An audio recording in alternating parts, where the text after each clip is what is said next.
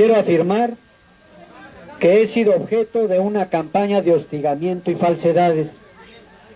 Se me ha querido culpar de errores por mí no cometidos, pero lo peor es pretender señalar encubrimiento en la investigación sobre la muerte de Luis Donaldo Colosio. Inaceptable.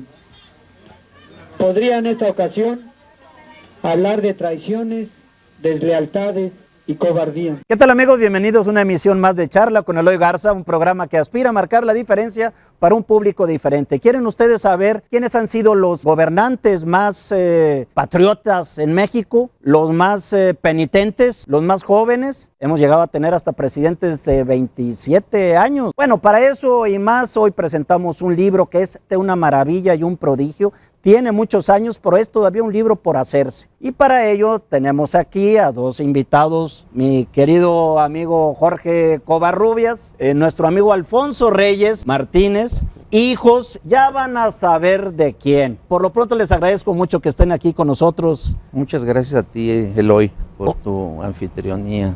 Alfonso, además eres un gran arquitecto, diseñador gráfico, poeta, y hay que hacer un programa especial para tus poemas. ¿Cómo te inspiras? Simplemente escribo. También la inspiración es necesaria a la hora de trabajar en la administración pública. Eres uno de los pioneros del nuevo sistema electoral en México, Jorge. Sí, me tocó en suerte estar en el momento de, vamos a decir, de la transición democrática y de no resistir, sino por el contrario, impulsar los cambios necesarios para que la democratización del país se diera, claro, como se ha venido dando. Con todos sus asegúnes. Sí, pero con propósitos y con logros de civilidad.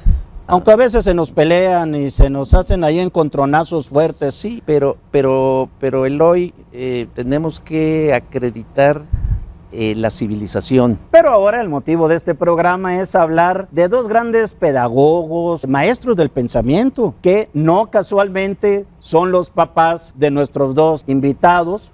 Uno es el maestro Ricardo Covarrubias, que no era regiomontano, nació en Lagos de Moreno, en Jalisco, pero el legado que dejó para la gente de Nuevo León es inagotable. Y bueno, don Alfonso Reyes Aurrecochea, quien yo conocí, platiqué varias veces con él, maestro, pedagogo y sobre todo un gran ilustrador, un artista gráfico, fue también escultor. Son apellidos que cuando uno se refiere a ellos hay que hacerlo de pie y realmente con mucho orgullo. Tampoco don Alfonso Reyes Aurrecochea era de Nuevo León, no. Él era de San Luis Potosí, y hay que pensar que también forman parte de nuestros bagajes culturales, artísticos, y para ello vamos a presentar un libro que recién se acaba de reeditar con algunos añadidos. Es un libro de 1952, sí. Su primera edición, sí, Jorge. Así es. De don Ricardo Covarrubias. A los inicios de la administración de don Adolfo Ruiz Cortines. Un presidente muy adusto, muy serio, sí, pero muy honesto. Así es. No abundaban los gobernantes honestos en la historia de México. Pero él lo fue y es uno de los gobernantes valorados positivamente. Hay una fotografía en las siguientes ediciones donde aparece tu señor padre dándole un saludo. Y un ejemplar en el despacho de Palacio Nacional con el agregado de, en la fotografía no se percibe bien, pero hacia un lado está don José S. Vivanco, gobernador, sí, claro, del estado de Nuevo León en ese entonces. Uno de los gobernadores más respetados, sí, en Nuevo León. Sí, ¿verdad? Linarense. Esta es la siguiente edición, ahora ya son 67 gobernantes, todos hombres, por cierto, no hemos tenido gobernantes mujeres, no precisamente mandatarios, porque algunos pues fueron dictadores, sí, otros fueron emperadores, así es, y algunos han sido presidentes que se han creído emperadores. ¿Esta edición de cuándo es? Esta es de 1970, es una edición significativa numéricamente porque se editaron 30,000 ejemplares, es una edición popular. Y un tiraje grande. Sí, fue en la campaña del después presidente Luis Echeverría. De Luis Echeverría. Luego tenemos esta siguiente Ahí edición. ya es donde entramos, ¿verdad?, al seguimiento, a la continuidad y a la consecuencia de lo que tú has señalado hace unos instantes, de una vocación, de una voluntad, pero sobre todo de una herencia legítima que nos compromete a nosotros, y por eso estamos dándole continuidad al trabajo de nuestros padres. Alfonso, ¿este tú lo diseñaste? No, ese no. Pero este sí. Ese sí.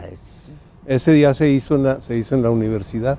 Este ya le hizo la Universidad Autónoma de Nuevo León, sí. tan zarandeada, pero tan orgullosos de ser universitarios claro todos. Sí. Claro. Ha pasado por muchos problemas, pero es una gran universidad. La cultura y de las artes en Nuevo León es nuestra universidad. Y esta es una belleza que ya platicaremos. Abraham Nuncio me regaló la edición rústica. Mi querido Abraham Nuncio, a quien mandamos un saludo. Nos vamos a comerciales y al regresar platicamos sobre los 76 gobernantes que ha dado México, algunos mejor que otros. 1909, señor Tomás A. Edison. Ahora, estimado y buen amigo, me refiero a su grata 8 de julio.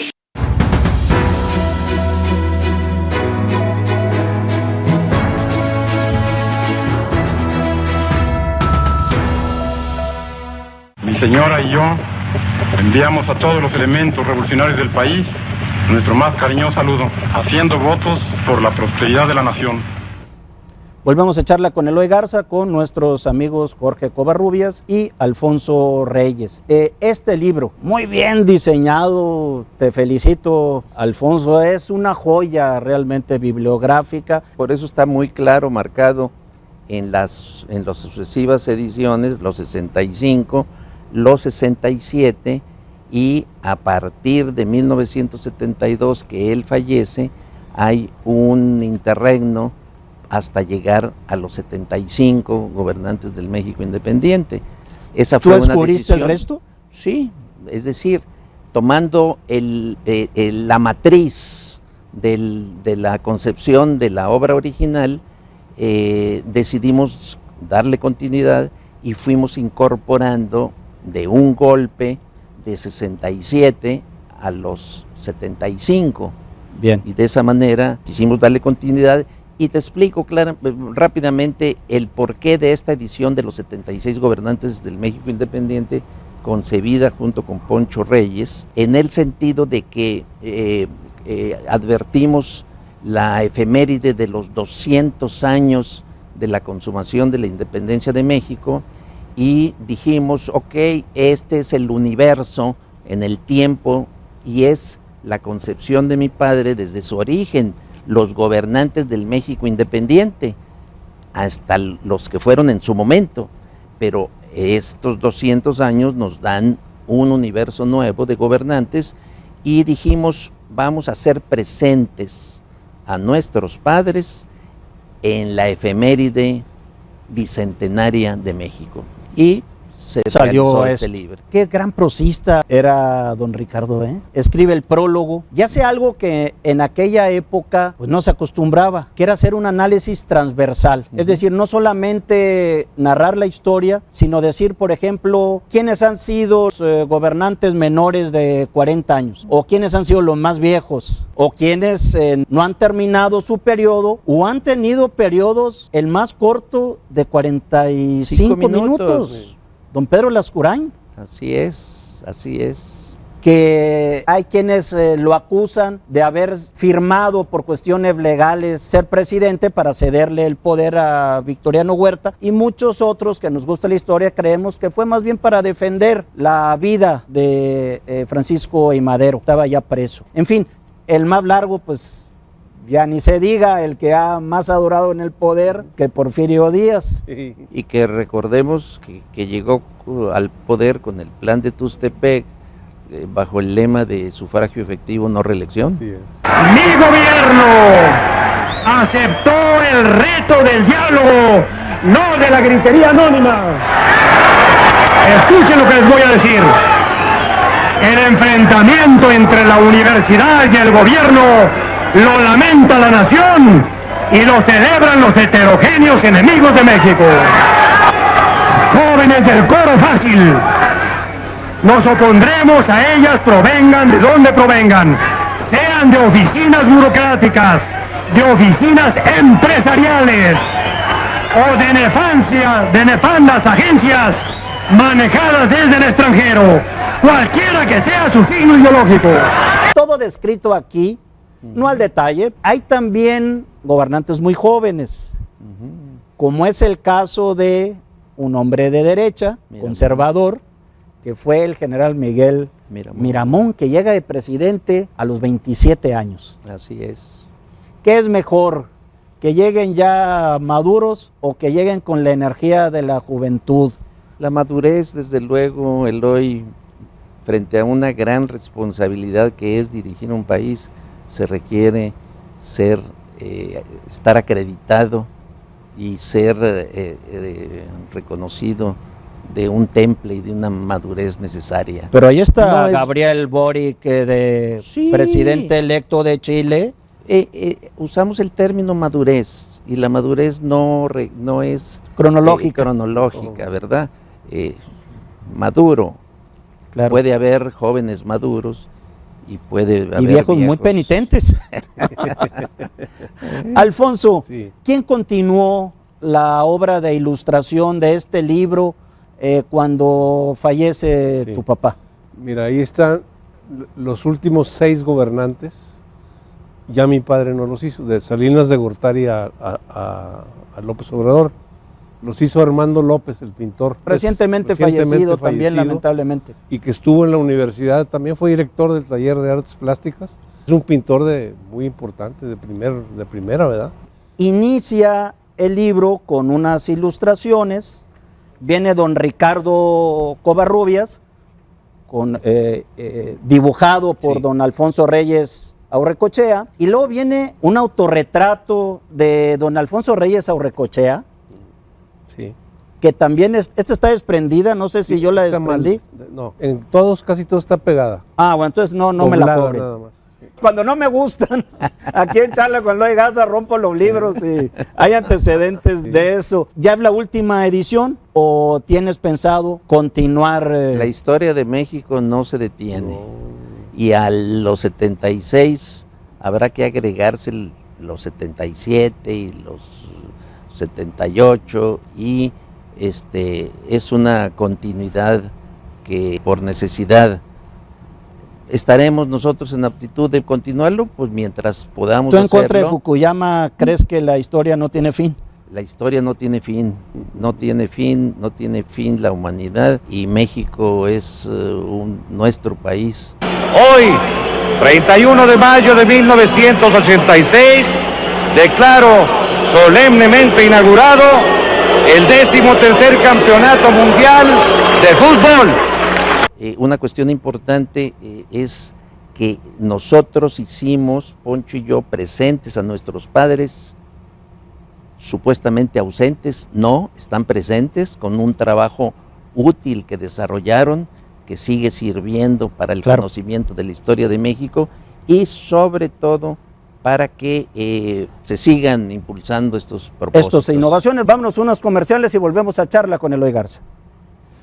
Tomaras total responsabilidad, o bien el gobierno asumir esta responsabilidad.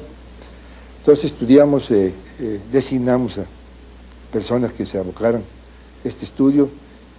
Ella fue el señor Salvador Novo, que formaba parte del Instituto de Bellas Artes, y el ingeniero Camarena, quien ya tenía grandes conocimientos de la electrónica, fue un inventor, como usted sabe, de la televisión a colores, y ellos accedieron a hacer un estudio mundial, internacional, de cómo se estaba desarrollando la televisión, cómo este nuevo elemento que había surgido en la sociedad de ese tiempo.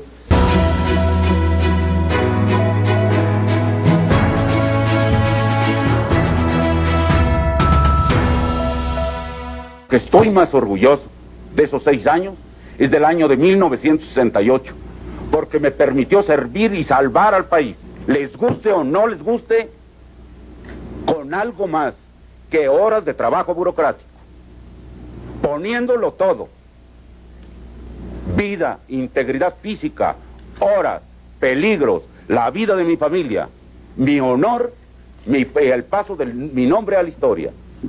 Todo se puso en la balanza. Afortunadamente salimos adelante. Y si no ha sido por eso, usted no tendría la oportunidad, muchachito, de estar aquí preguntando. Volvemos a charla con Eloy Garza, con nuestros amigos Jorge Covarrubias y Alfonso Reyes. ¿Este libro ya se presentó?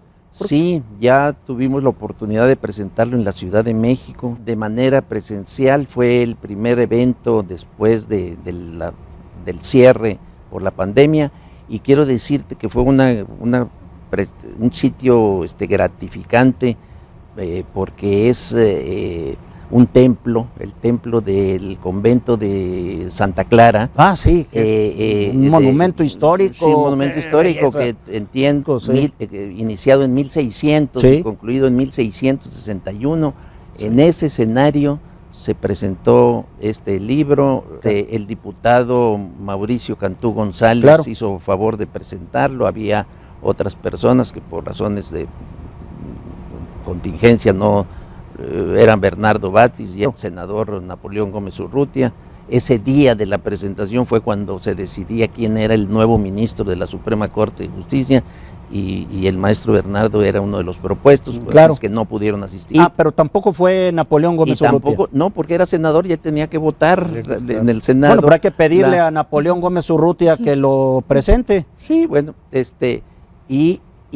en Monterrey ya también se presentó en el Colegio Civil. Ah, qué bien. En lo que era la preparatoria, claro, número 1. Y ahí quiero decirte que donde está nuestro amigo Celso Garza, a quien le agradecemos también su participación. La edición de esta obra, sí, se claro, debe también a su voluntad, ¿no?